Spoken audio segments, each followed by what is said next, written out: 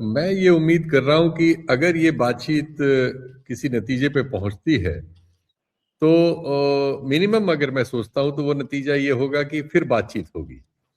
बातचीत होंगी, cease fire का समय बढ़ेगा और बातचीत के जरिए ही हल होती हैं हमेशा। लड़ाई कितनी भी कर ली जाए, असल फैसला तो टेबल पर ही होता है। तो मुझे लगता है कि कम से कम इतना इसमें हासिल शायद हो।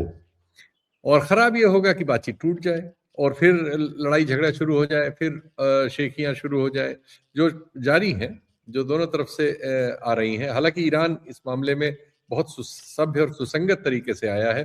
पहल उसने कभी नहीं की, हमला भी उसी पर किया गया। और जो चीजें कही जाती हैं पहले अमेरिका से या इसराइल से या पश्चिम से आती हैं, ईरान फिर उसका एक संयत जवाब देता है। आपने ठीक कहा कि वो आए हैं, लेकिन वो अपने जो इश्यूज हैं उनको सामने रखते हुए आए हैं। वो अमेरिका को शर्मिंदा करते हुए आए हैं कि मिनाज की बच्चियों का उन्होंने नंबर भी शायद उसमें 165 या 173 जो भी नंबर है वो भी लिखा हुआ है मिनाज ये करके उस जहाज पर, वो लिख के लाए हैं।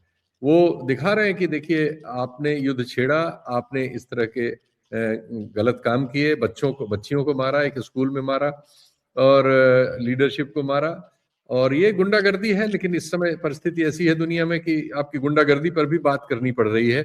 ईरान उसको इस तरह से पेश करता हुआ बड़े सुसंगत तरीके से हमारे सामने है। ये दुर्भाग्यपूर्ण है कि भारत में चूंकि हमारी सारी सोच समझ मुसलमान पाकिस्तान पर टिकी हुई है, इसलिए हमारे चैनलों पर अजीब तरह की बहसें हो रही हैं और